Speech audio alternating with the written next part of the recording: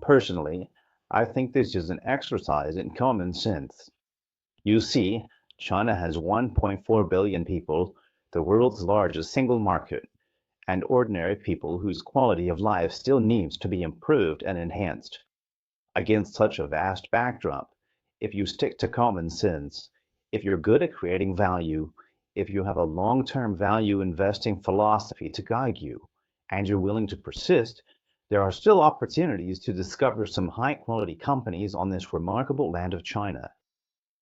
Secondly, when it comes to what Jiahua is doing, it's not simply about believing in long-termism or value investing, or just internalizing these so-called theoretical standards, and in being able to easily pick and continuously invest in so many great companies.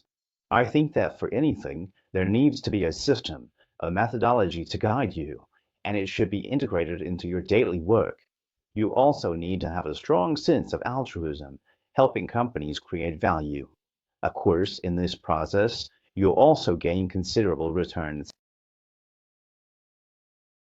Actually, Jiahua is still a company with a lot of ideals. I believe that the reason humans are able to accomplish things is always driven by a sense of idealism. I think, secondly, why do we always emphasize altruism? This is actually about the role of common sense. You need to have ideals, but you also have to stay grounded. Often, what leads to your success isn't your capital or your abilities, but your vision. So, during this process at Jiahua, we are very clear that we must be an altruistic enterprise. At the same time, growing together with others is actually an important reward in life. Essentially, what all entrepreneurs are really doing isn't just pursuing simple economic gain, but making their own lives more meaningful than others.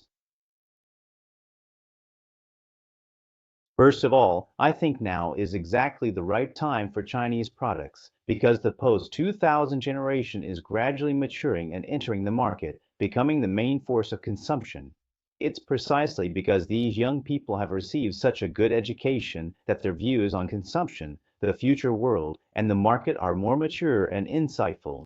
So, with these mature, insightful, and smart consumers entering the market, they're also driving the real rise of Chinese consumption, Chinese trends, and Chinese products. The post-90s, post-2000s, and even future generations in China living in such a powerful era believe in the Chinese story, trust in China's strength, and also believe in Chinese values.